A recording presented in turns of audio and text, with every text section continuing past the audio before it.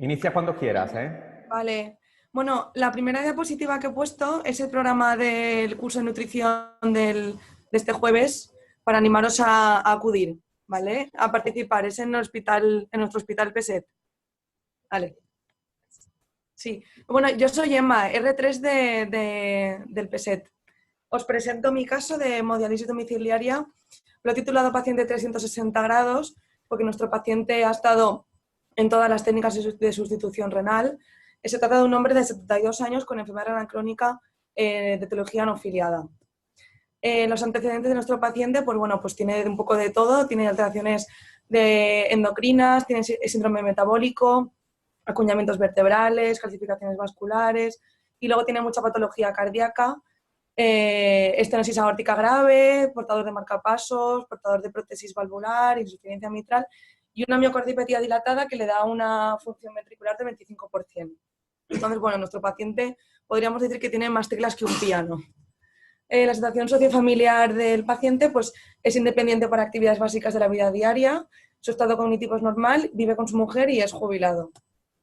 La historia reciente, bueno, pues el paciente inicia hemodiálisis en centro durante 2 años con mala tolerancia hemodinámica, después se trasplanta de donante cadáver, que el injerto le dura 3 años, pero la evolución está marcada por disfunción del injerto y finalmente no pierde por una nefropatía BK. Después el paciente pues, vuelve a hemodiálisis en centro durante 4 meses, de nuevo con mala tolerancia hemodinámica, se interesa por las técnicas domiciliarias y entonces empieza diálisis peritoneal. Pero la técnica acaba fallando por infradiálisis y porque necesita 6 recambios al día y no tolera cicladora. Por lo tanto, pues, se produce un fallo de la técnica y nos preguntamos qué hacer ahora con nuestro paciente. Entonces nos preguntamos que qué paciente sería candidato para hemodiálisis domiciliaria. Pues bueno, no hay un candidato ideal, la técnica puede ser elegida por pacientes tanto añosos como por pacientes jóvenes activos.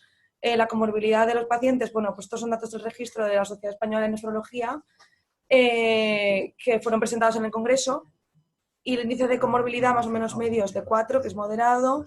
La edad media de los pacientes pues de 54 años, tenemos pacientes de 18 años hasta de 85 años y la población, la mayoría son pacientes activos, también tenemos jubilados, parados y ya está.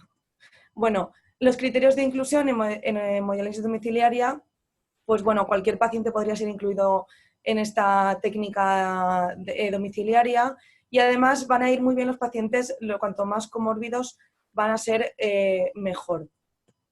Entonces, bueno, la primera pregunta que os lanzaba era cuál de las siguientes es una contraindicación absoluta para la hemodiálisis domiciliaria.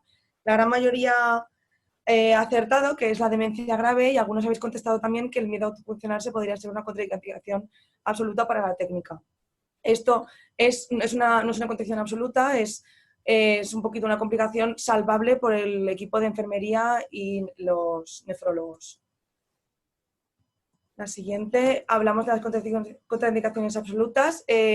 Pues hay pocas, sobre todo pues, la negativa del paciente, la limitación cognitiva funcional que no asumibles por un cuidador, pacientes sin domicilio o sin disponibilidad a luz y agua, y enfermedades mentales graves como demencia grave o psicosis grave. También los pacientes con convulsiones frecuentes no controladas no podrían iniciar la técnica domiciliaria. Bueno, la siguiente pregunta era que si creéis que este paciente es un buen candidato a hemodiálisis domiciliaria. La gran mayoría ha contestado que sí y nosotros, bueno, pues también pensamos lo mismo y elegimos al paciente para que iniciara la técnica en casa. Entonces, bueno, la siguiente pregunta es cómo pautamos la hemodiálisis domiciliaria a nuestro paciente. Nosotros utilizaríamos el monitor NX Stage 1 y de todas las pautas habéis elegido la 3, que es la correcta, que sobre todo hay que fijarse en el tiempo, que eso son 2 horas y media a 3 horas y media más o menos, son 5 o 6 sesiones semanales, el flujo de sangre es como la hemodiálisis convencional, que es de 250 mililitros minuto, y el flujo de líquido de diálisis es lo que había que fijarse, que es hay que elegir el bajo flujo de diálisis, que realmente sería más acertado por mi parte haber puesto ahí 200 mililitros por minuto. Y luego otro dato en el que había que fijarse era en el tampón, que en este caso utilizaremos el tampón lactato en el monitor NX Stage 1. Bueno, en general, las pautas de hemodiálisis domiciliaria pues, deben ser individualizadas y adaptadas a cada paciente. Se deberá ajustar y modificar a lo largo del tiempo, no es una pauta estática, sino que es dinámica durante el tiempo y vamos a ir cambiando. Y la modalidad más extendida en nuestro país es la corta diaria. Vuelvo a enseñar los datos del registro que fue enseñado el Congreso de este año, que vemos que la corta diaria es la pauta más utilizada. Bueno, os enseño la pauta de nuestro paciente. El monitor fue el NX Stage 1. Hay que fijarse sobre todo pues en estos datos que son los que más se diferencian de la convencional, que es el uso del tampón lactato y el flujo del baño bajo, que son 200 mililitros minuto. Entonces, a lo del bajo flujo, por eso hago esta pregunta, porque ¿cuáles son las modalidades de hemodiálisis domiciliaria que no precisan instalaciones o modificaciones especiales en domicilio? Bueno, pues es precisamente la corta diaria de bajo flujo de líquido de diálisis la que no sería necesario hacer una instalación de una planta de aguas en el domicilio del paciente. ¿Y por qué bajo flujo de líquido de diálisis? Bueno, pues porque nos permite utilizar un monitor portátil sin acceso a una toma de contacto de aguas, y la diferencia con el monitor convencional, que es lo que utilizamos en el centro, es que el monitor convencional va a utilizar un alto flujo de diálisis, va a requerir mucha agua, y este líquido de diálisis lo vamos a aprovechar menos. En cambio, en los monitores con bajo flujo vamos a utilizar flujos en torno a 200 y vamos a requerir mucha menos cantidad de agua y vamos a saturar más el líquido de diálisis, o sea, vamos a aprovecharlo muchísimo más. Por eso pues en esta gráfica enseño que los altos flujos de diálisis, que es más o menos en esta parte de la gráfica, vamos a aclarar más urea, y nosotros en el bajo flujo vamos a movernos en esta parte de la gráfica, que con un bajo flujo de diálisis vamos a aclarar un poquito menos de urea.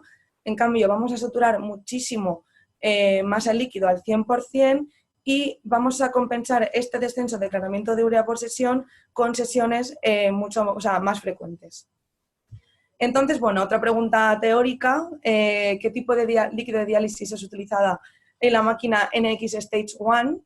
Esta pregunta era un poco difícil porque había que fijarse sobre todo en la coletilla de que era el monitor 1.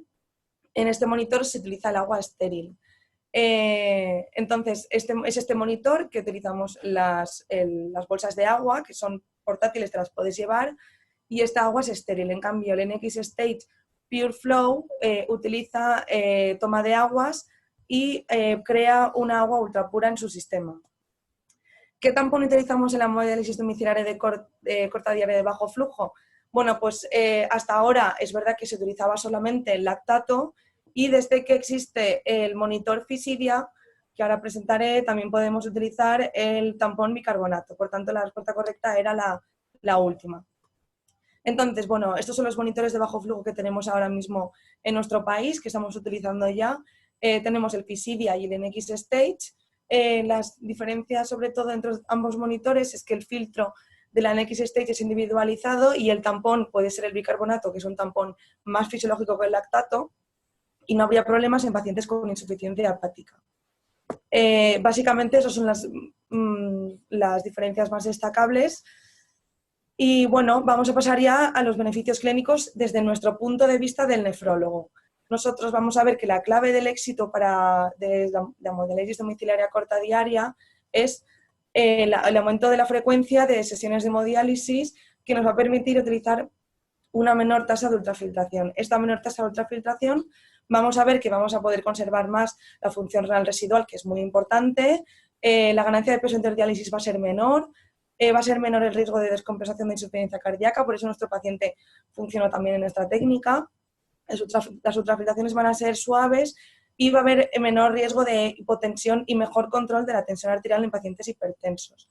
Además, pues las alteraciones electrolíticas van a ser suaves, vamos a activar menos el sistema neurohormonal, menor riesgo de arritmias.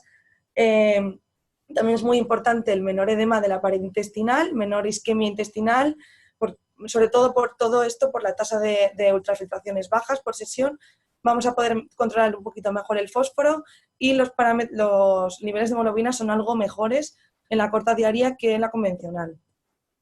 Y luego, sobre todo, también nos interesa la supervivencia de nuestros pacientes. Esto es un estudio, un ensayo clínico aleatorizado que aleatorizaba a los pacientes por hemodiálisis convencional que es la del centro, que son 3 sesiones a la semana, y las pacientes que iban a técnicas de 6 sesiones por semanas cortas diarias. Vemos que al año ya se veía una disminución, o sea, un aumento de la supervivencia de los pacientes con sesiones cortas diarias, y en cambio a los 5 años ya se veía que los pacientes que estaban en el grupo de la hemodiálisis frecuente diaria tenían el doble de supervivencia que los pacientes en la hemodiálisis convencional. Y esto es lo que nos interesa a los nefrólogos cuando metemos a los pacientes en estas técnicas. Pero, ¿qué es el beneficio clínico desde el punto de vista de los pacientes? ¿Qué es lo que ellos ven más importante? Bueno, pues por eso ponía esta pregunta, que es ¿cuál de estos puntos le dan más importancia a los pacientes en hemodiálisis? Siento decir que no habéis acertado ninguno, porque era la de poder viajar.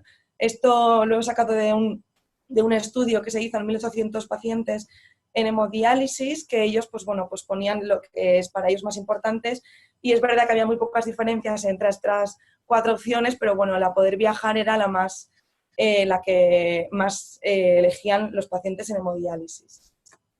Por tanto, los beneficios clínicos desde el punto de vista de los pacientes va a ser el poder viajar, van a utilizar menos pastillas, la dieta va a ser más libre, por tanto, lo más importante, la calidad de vida va a mejorar y le van a dar más independencia, va a permitir que estos pacientes continúen siendo activos en el ámbito laboral, y también otra muy importante, que es menos astenia postdiálisis.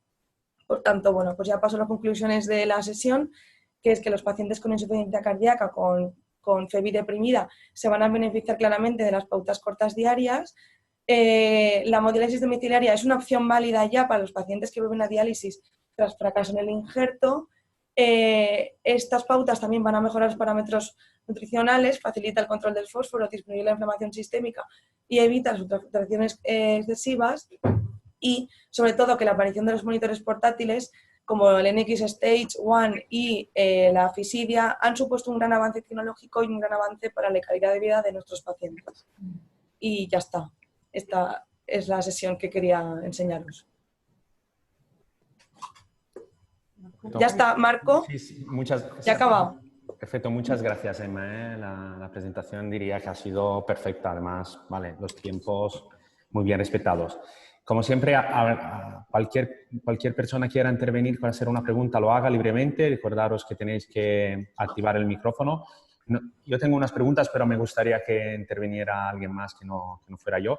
Y evidentemente, Alejandro, haga todas las intervenciones que consideres. No sé si quiere hacer un comentario al caso o a ver si alguien se motive. Sí, yo quiero comentar que me alegro mucho de que hayáis elegido un paciente en hemodiálisis domiciliaria para esta reunión, ya que, como sabéis, es una técnica muy modesta, que está muy poco instaurada a nivel nacional, pero en la Comunidad Valenciana somos la comunidad que mayor número de pacientes tienen hemodiálisis en casa ahora mismo en su conjunto. Acabo de poner los datos del registro, lo digo porque como acabas de hacer mención a eso. Sí, correcto. Correcto. Estamos ahí en Castellón, tenemos bastantes pacientes. Luego en el PSE, que Pablo también tiene un montón de pacientes, y además está Amparo, que también tiene pacientes ahí en la FE, y ahora se están abriendo programas de hemodiálisis domiciliaria en Alicante, que estaba un poquito menos, pero que son muy proactivos y muy por la labor. En cualquier caso, en la Comunidad Valenciana tenemos una gran cantidad de pacientes en hemodiálisis en casa. Este que habéis planteado es un paciente que claramente se beneficia de un tratamiento pues más frecuente o más prolongado, pues por la inestabilidad hemodinámica que tiene el paciente. Aunque tenéis que tener en cuenta que al tener una insuficiencia cardíaca y ser relativamente añoso, la posibilidad de fallo técnico en hemodiálisis en casa también es alta, ¿vale? Una ventaja que tenéis es que viene de una técnica domiciliaria como es la diálisis peritoneal, ¿de acuerdo? Eso es importante. Y luego también comentaros que en relación a la pauta del líquido de diálisis, podemos utilizar bicarbonato. En este paciente igual se puede beneficiar más de una diálisis con bicarbonato porque tiene una tendencia a una hipoxemia crónica que puede favorecer niveles elevados de ácido láctico. Además, puede tener el hígado fastidiado pues, por la propia insuficiencia cardíaca y, por tanto, tener un metabolismo más enlentecido del lactato. Luego, efectivamente, yo me he equivocado cuando has puesto la respuesta de la pauta de diálisis, porque más allá de 200 mililitros minuto no se puede ir con el monitor, con el NN y con el monitor de Lo he Fisidia. dicho que ha sido un error. Y yo he Eso ha estado, sido un poquito para claro, crear un poco de confusión. aquí sí me estoy colando yo, entonces he estado hablando con Fernanda Slon de Pamplona y he estado hablando también con los de la NX Stage, efectivamente son 200 mililitros minutos. Sí que es cierto que en Estados Unidos se puede modificar, y en Reino Unido se puede modificar eso y se puede subir un poco más el flujo de diálisis, pero nosotros en España eso no lo tenemos disponible. Fuera de esto, a este paciente también se le podría hacer una frecuente urna. Bueno, pues nada, es decir, eso, enhorabuena por el caso y me parece muy, muy interesante lo que has planteado. Esas son mis aclaraciones. Y luego también decir que en la NX Stage sería más apropiado, en vez de hablar de mililitros minuto, hablar de litros hora, ya que como se tiene que pautar, es el litros hora. Lo que pasa, Alejandro, es que para comparar flujos y por hacerlo más didáctico hacíamos la transformación para que vean que son eso, correcto. 2 mililitros minuto a 160, 200 como mucho. Correcto. Y este paciente, la posibilidad, Pablo, de ponerlo en una fisidia en vez de con una NX Stage por aquello del bicarbonato y el lactato, ¿qué te parece? ¿Qué os parece? Bueno, hombre, la verdad es que yo creo que van a haber ventajas, ¿no?, con el uso de bicarbonato, porque, bueno, pues es igual que pasó en diálisis peritoneal, lo vamos a ver en hemodiálisis. Lo que pasa es que no sé si tú tienes el mismo problema. Nosotros el problema es que reeducar a los pacientes nos va a consumir mucho tiempo. Claro. Entonces, de momento no lo contemplamos, porque como tenemos cierta lista de espera para iniciar, los nuevos sí que están yendo ya con bicarbonato, pero los que van bien con el otro, pues de momento no los estamos cambiando. No sé si vosotros... Igual, yo no los estoy cambiando tampoco porque eso te supone unos recursos que ahora mismo estamos empleando en nuevos entrenamientos. O lo que es más difícil, en transformar un catéter en una fístula para que empiece a funcionarse. Claro. Yo, si nadie pregunta, sí que una pregunta la hago. Y tú has presentado una diapos con los distintos tipos de agua, entonces, ¿se podría resumir las diferencias, por ejemplo, entre agua estéril, ultra pura, que ibas? Una cosa bastante resumida, sintética. La pregunta más difícil que me podías hacer era esa, ¿eh? A ver, Pablo me ayuda, seguro. Bueno, normalmente un agua pretratada no vale, ¿vale? Porque un agua pretratada es, digamos, justo antes de la entrada a la planta de aguas. O sea que eso fuera.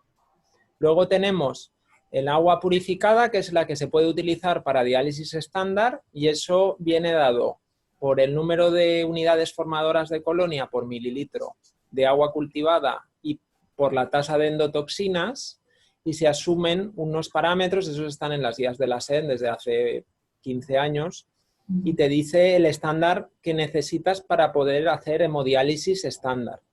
Y luego tienes el agua ultra pura, que ya pasa a ser pues una endotoxinemia mucho más baja, un punto de corte tanto para las endotoxinas mucho más bajo, y realmente para los cultivos que te salgan negativos. Y con eso sí que puedes reinfundir al paciente de manera como, o sea, con altos volúmenes convectivos, como hacemos en la online.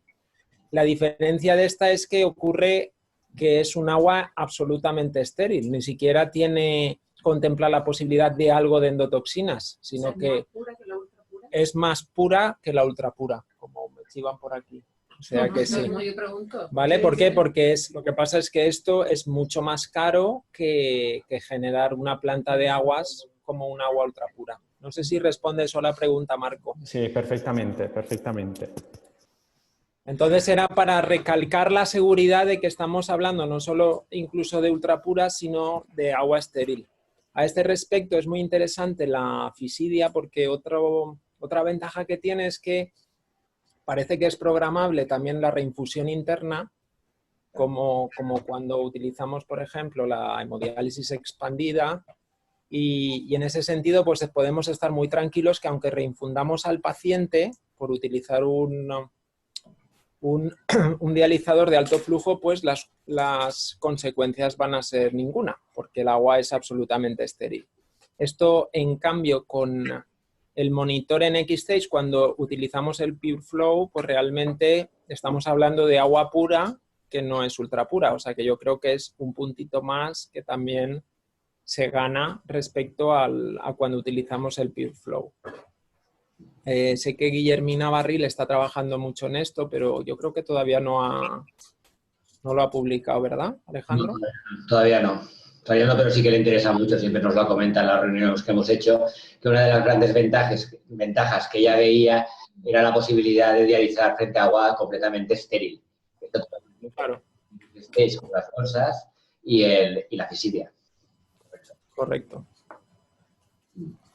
Y luego también la fisidia, una ventaja que aporta también ahora, la NX Stage también la tiene, pero aquí en España no hemos conseguido traerla, a pesar de que lo hemos intentado. Y es el tema de la conectividad con el paciente. Eso es, sí. Está en Estados Unidos que permite esa conectividad con el paciente en tiempo diferido, ¿no? Y con la fisidia sí que podemos leer los datos del paciente. Por lo cual al menos puedo saber si se dializa o no se dializa, que ya es un punto a favor, ¿no? Sí, sí, hombre, es una evolución natural. Lo que pasa es que está claro que en NX Stage, pues de momento en España, pues se quedaron ahí y no han seguido innovando, ¿no? Por motivos ya extramédicos. Sí. ¿Alguien más quiere hacer una pregunta? Yo quiero hacer, Marco, una pregunta. Chus, si una quieres, pregunta del presidente. Vamos a hacer una pregunta. Bueno, Chus, tú tienes el micrófono apagado, ¿eh? ahora ya no. Ahora no.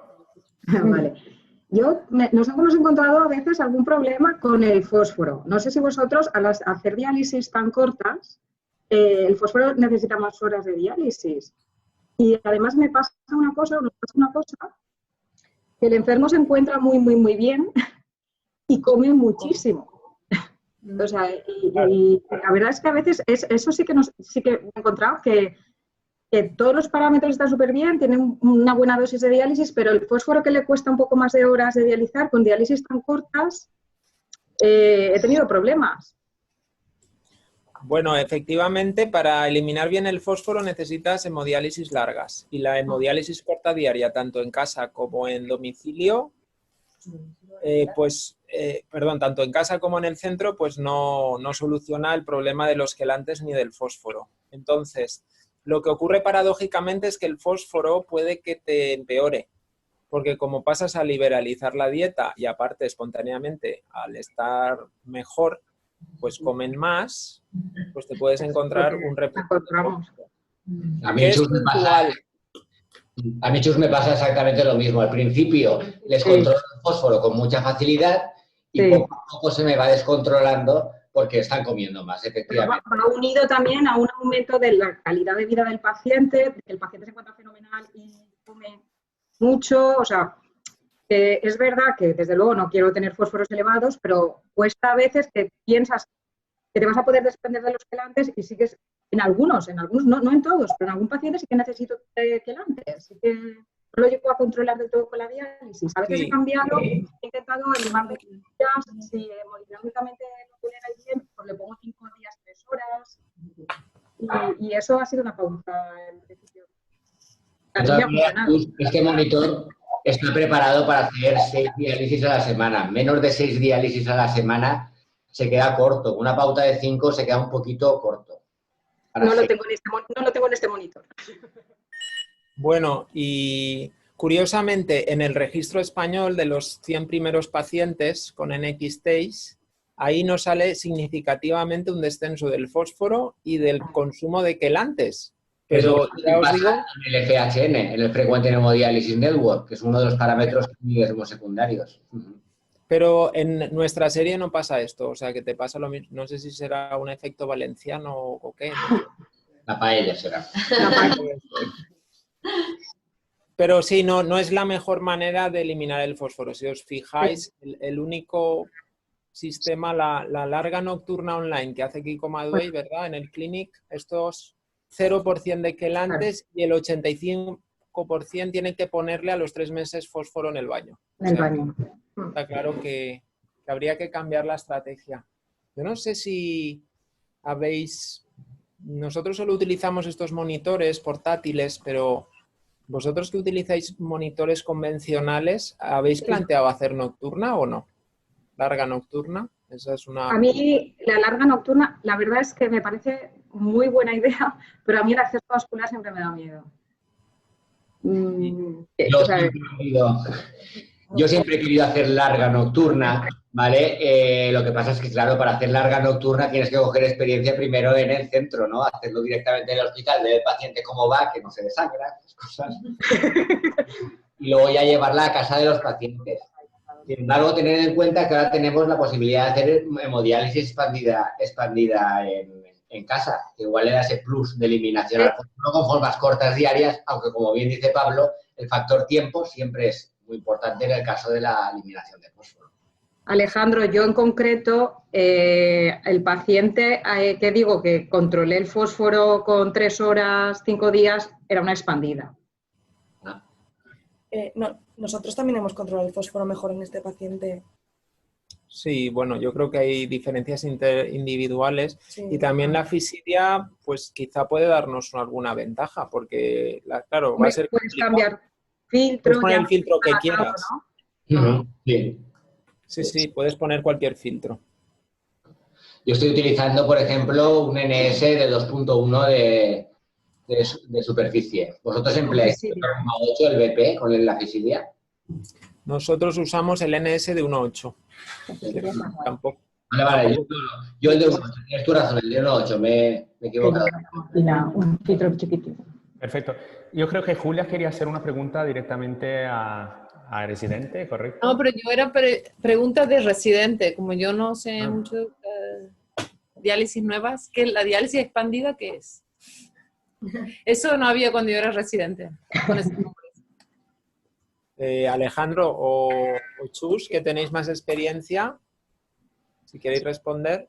Bien, pues la diálisis expandida en principio introduce los filtros llamados de medio cutoff, ¿vale? Que son los filtros de tamaño de poro intermedio entre el high cutoff y los que solemos utilizar nosotros de alta permeabilidad, que lo que permite es por difusión eliminar moléculas de mayor peso molecular, es decir, no interviene en este caso la convección, que también interviene por la retrofiltración que tiene el filtro, pero en principio no sería como en la online. Y por eso este tipo de filtro de alto punto de corte de poro permite eliminar hasta la albúmina, donde haría el corte, que es lo que no queremos eliminar.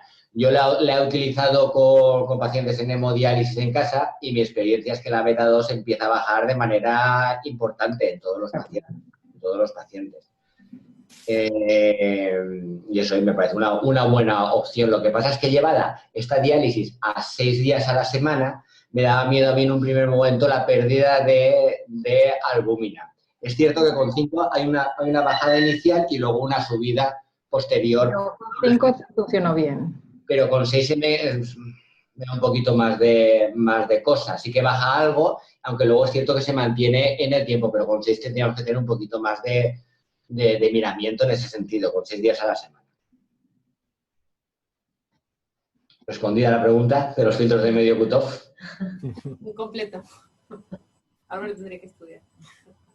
En principio, pues nada, es una opción que se nos plantea porque para las moléculas de mayor peso molecular, pues la alta permeabilidad se nos queda un poquito más corta, más allá de la beta 2 microglobulina, de los 11.800 datos de la beta 2 microglobulina, y estos filtros, que sería donde llegaría una alta permeabilidad larga nocturna, pues llegarían teóricamente con una corta diaria. Y el monitor que... ¿Tú qué piensas de esa opción, Pablo? ¿El qué?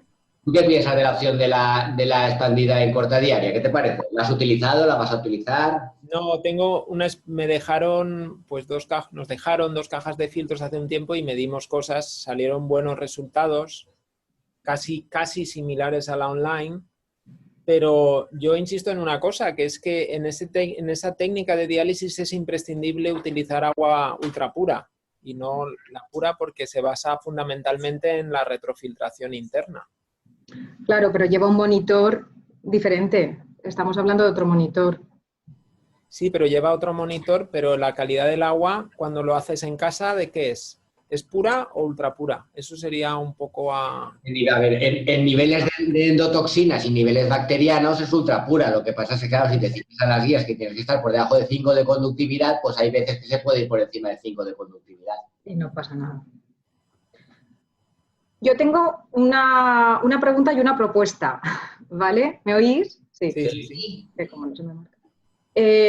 A ver, no sé si habéis leído que hace poco, o está prepublicado, no lo sé, porque me lo pasaron la semana pasada, un estudio súper sencillo que han hecho el grupo de diálisis peritoneal Centro de uso de hierro carboximaltosa en diálisis peritoneal, como técnica domiciliaria, ¿vale? Y no sé si podríamos unificar o proponer un protocolo o hacer un estudio similar en la Comunidad Valenciana, ya que tenemos ese número de pacientes, de protocolo de uso o tal de hierro carboximaltosa en estos pacientes. Nosotros es el que usamos, o sea que... Ya, lo usamos todos. Porque, también. claro, pero no está publicado. No, o sea, no hay una pauta ni hay nada, no hay nada en la literatura de esto. Pues nada, Chus, si quieres, yo te paso encantados. Bueno, pues... Encantados de Castellón también. Muy bien. Pues a ver si yo os pasaré de todas maneras, es un poco por ver la idea que han hecho con diálisis peritoneal, que lo venden como una técnica domiciliaria y por eso efectivamente pues no... Bueno, ya están cambiando el Venofer por el Ferinject y bueno, pues nosotros ya que evidentemente con la hemodomiciliaria no ponemos, yo creo que todos Ferinject, pues vamos a decirlo y a medirlo. Muy bien. Vale, pues nos ponemos en contacto. ¿Y los residentes no tienen una pregunta? Yo voy a decir yo también. No, pero sí aprendemos mucho oyéndolos. Si nadie hace una pregunta, yo también hago una pregunta de residentes. ¿Cómo se calcula? Yo quiero hacer una pregunta. Ah, perfecto, Miguel. La primera pregunta es si con el monitor NX Stage 1, tal y como saben, dado que la primera opción es poder viajar, ¿con eso cómo se viaja? Tenemos la foto justo, ¿no? De la... Claro, Hombre, ¿cuánto pesa? ¿30 kilos? Pesa 34. Y la Aquí bolsa tenemos- de 6 días por semana, Aquí tenemos a una persona que se fue en autocaravana. Eso es eso lo ponen en todas las... Bueno, el camping de Denia. Entonces, si te vas, por ejemplo, un Pensatifet, ¿no? Que te vas de fin de semana, pues te cabe en el coche realmente. Y si te vas de vacaciones ya pues una semana o más, el monitor es gratis de facturar en cualquier avión y al menos sé que en Europa, donde vayas, te llevarán todo el fungible al hotel. como la peritoneal, ¿no? Como la peritoneal. Claro, si es que, de hecho, los yanquis le llaman cicladora a este monitor, ni siquiera le llaman monitor de hemodiálisis, le llaman directamente cicladora. Y la siguiente pregunta, esta era un poco para romper, un poco graciosa, ¿no? La pregunta es, ¿tenéis algún plan vosotros para recuperar pacientes desde el programa de diálisis de crónicos que estuvieron en diálisis y no se les ha ofertado nuevamente esta posibilidad? Pues yo tengo la sensación de que hay muchos programas pacientes en centros concertados de diálisis allí y que podrían beneficiarse de esta técnica. Si tenéis alguna estrategia. No hay ninguna estrategia, pero ahí sí que voy a hacer yo una propuesta. Creo que es deontológico hacer una encuesta y preguntar a los pacientes, y creo que lo podemos hacer a través de Alcer, preguntarles si conocen la posibilidad de hacer hemodiálisis en casa y saber de cuánto estamos hablando y de paso informarles de esta situación. Porque hoy mismo sabéis que va a cerrar el Consuelo en una semana y hay 5 pacientes que tenía que redistribuirlos en centro y me he dado cuenta de que todos tenían menos de 70 años, ninguno estaba en lista de espera, y había alguno de 40 y tantos años, y de momento 3 de 5 que me he citado no sabían lo que era la hemodiálisis en casa. Ahí voy. Yo creo que es importante hacer eso, ¿eh? Eso es una pena, eso es una pena. Que no siquiera sepan de la existencia de hemodiálisis en casa es lamentable, al menos deberían de... No, todos saben que es un catéter en la barriga, ¿no? Yo eso no quiero, que a Pepito le ha ido muy mal. Eso han sido 3 de 5, o sea que... Y los otros 2 aún no han venido. O sea que yo creo que hay que hacer un gran trabajo en ese sentido, ¿no? Sí, pero la esencia es muy importante. Sí, yo creo que ahora mismo lo que funciona en los centros es el boca a boca, el que se conoce y el que conoce la técnica. A mí me han venido de centros de hemodiálisis diciendo, no, es que yo conozco a este que se la hace en casa, yo también quiero ver si yo puedo hacérmela. Así es, así es. Y luego es muy importante también el paso de diálisis peritoneal. Yo insisto mucho, a mí me vienen la mayor parte de los pacientes desde diálisis peritoneal. Y también, Perdiguero, que te he oído, Miguel, los trasplantados También. viven con gran sufrimiento volver a los 3 días y tal. Y esto es una gran opción, ¿eh? Nosotros tenemos un porcentaje importante de trasplantes que vuelven a diálisis y creemos que esto les ayuda bastante a superar esta situación tan dramática, ¿no? O tan sensación de fracaso, un poco porque les vuelves a hacerlos protagonistas de su tratamiento y por tanto de su vida. Y ya hemos acabado el tiempo, ¿eh? Ha sido un placer. Muchas gracias, Alejandro, y también Pablo, para quedarte. Y yo creo que todos hemos aprendido muchísimo. Y por lo cual, gracias y a la próxima vez. No da ni tiempo por una otra pregunta, pero vale. Yo creo que está...